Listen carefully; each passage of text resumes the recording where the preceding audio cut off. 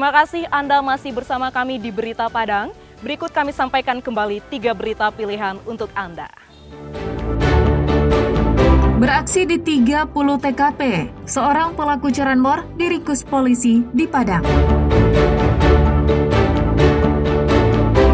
Sebuah bus antar kota antar provinsi mengalami kecelakaan tunggal di jalan tol ruas Padang Sicincin. 2 atlet karate asal Medan meninggal dunia. Pencuri 900 kg karet di Pasaman diringkus polisi.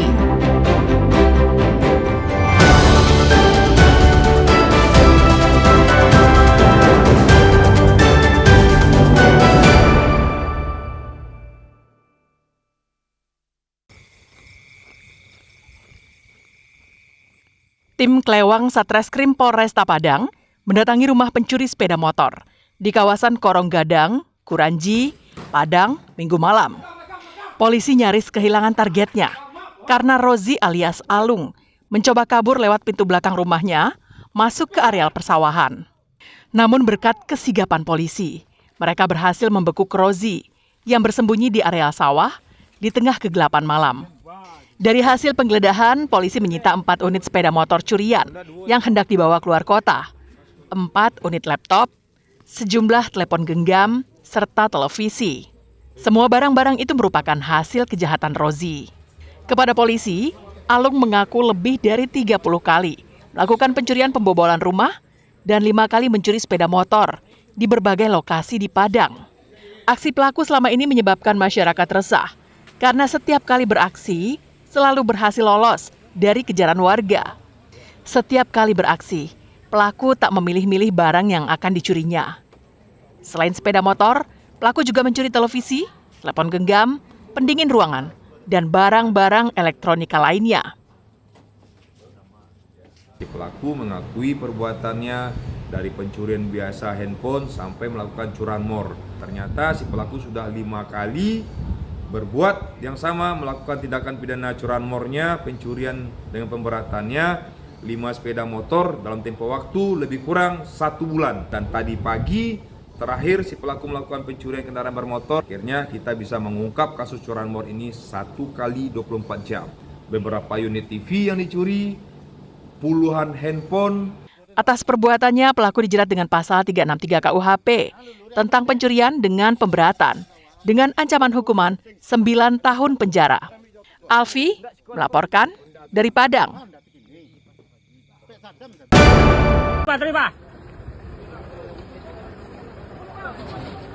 Sebuah bus antar kota antar provinsi yang membawa rombongan atlet karate dari Medan mengalami kecelakaan tunggal di eksit tol Kayu Tanam Padang Pariaman pada Senin dini hari. Bus yang bergerak dari kampus Universitas Negeri Padang, tempat mereka bertanding, hendak pulang menuju Medan, Sumatera Utara, mengalami rebah kuda di penghujung jalan tol Padang Sicincin. Akibatnya, 2 atlet karate, yakni Muhammad DJ Leksi dan Fahri Akbar Faris Asewet, meninggal dunia. Sedangkan 29 lainnya mengalami luka-luka. Korban yang mengalami luka-luka sempat dirawat di RSUD Padang Pariaman dan saat ini telah dibawa pihak keluarga ke Medan. Dugaan sementara kecelakaan tunggal itu terjadi karena sopir mengantuk dan tidak menguasai jalan yang dilaluinya. Terjadinya kecelakaan di pintu ruas tol, exit tol Padang Sicincin. Jadi kami telah melakukan olah TKP di lokasi. Saat ini, Satlantas Polres Padang Pariaman masih mencari sopir dan kernet bus karena usai menolong korban, mereka melarikan diri. Polisi lalu lintas juga berkoordinasi dengan pengurus bus antar kota antar provinsi untuk menemukan sopir dan kernetnya. Eki Rafki melaporkan dari Padang Pariaman.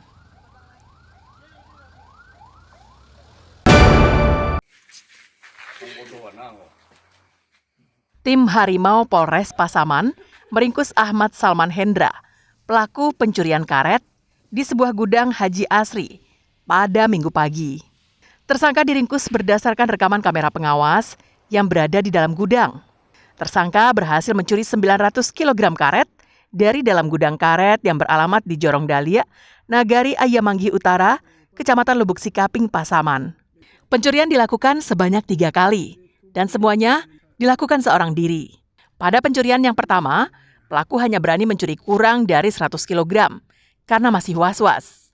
Namun pada pencurian yang kedua dan ketiga, pelaku yang telah hafal situasi gudang serta suasana sekitar terlihat santai dan tak sedikit pun merasa takut ketahuan. Namun Ahmad tak menyadari jika semua aksinya itu terekam kamera pengawas yang dipasang pemilik gudang. Sang pemilik setelah mempunyai bukti yang cukup melaporkan kasus pencurian yang menimpanya ke polisi.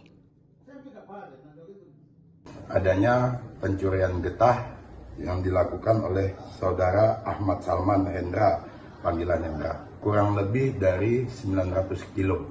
Kerugiannya kurang lebih dari 5 juta. Untuk korban hanya 1 orang, jadi untuk pelaku memang residivis dalam kasus narkoba dan pernah ditahan di Nusa Kambangan. Untuk ancaman pidananya di atas 5 tahun.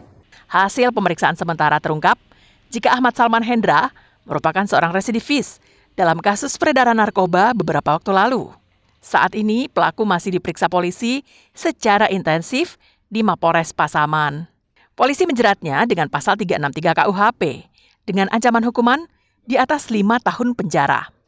Fauzan melaporkan dari Pasaman.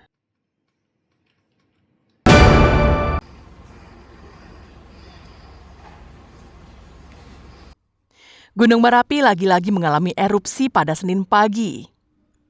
Gunung aktif itu meletus pada pukul 9:06 waktu Indonesia Barat. Ketinggian kolom abu teramati mencapai 1.000 meter di atas puncak dan teramati berwarna putih hingga kelabu dengan intensitas tebal serta condong ke arah timur. Erupsi ini terekam seismograf dengan durasi 51 detik. Erupsi ini merupakan yang kedua kalinya dalam 24 jam terakhir.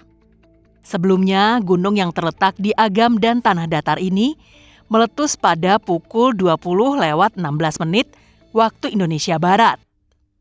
Erupsi pada Senin malam itu melontarkan abu vulkanik berwarna kelabu dengan intensitas tebal condong ke arah timur laut.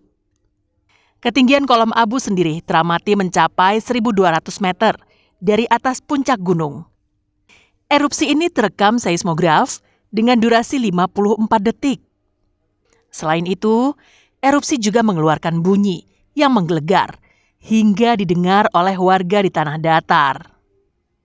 Meski telah berulang kali erupsi, Gunung Merapi yang memiliki ketinggian 2.891 meter dari atas permukaan laut tersebut masih berstatus waspada atau level 2.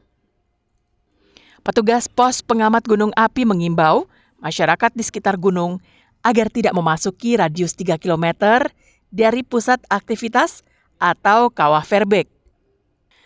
Warga diminta waspada, khususnya yang berada di sekitar aliran lembah, bantaran, dan aliran sungai yang berhulu di puncak gunung. Petugas juga mengimbau masyarakat untuk menggunakan masker penutup hidung dan mulut jika terjadi hujan abu. Sampai saat ini masih terekam gempa-gempa vulkanik yang menandakan masih adanya suplai-suplai baru pada Gunung Api Merapi. Dan pada tanggal 8 September barusan pukul 9:06 terjadi lagi letusan dengan amplitudo 30,4 dan lama gempa 51 detik. Untuk ketinggian kolom teramati 1.000 meter di atas puncak. Untuk arah angin teramati sementara ke arah timur. Hingga Senin siang, telah terjadi 3 kali erupsi dan 10 kali hembusan dengan ketinggian kolom abu 1.000 meter hingga 1.200 meter. Di saat intensitas hujan mulai meningkat seperti ini, warga di sekitar Gunung Merapi diminta waspada karena dikhawatirkan air dalam aliran sungai meluap akibat pendangkalan yang terjadi. Dina Amrina melaporkan dari Bukit Tinggi.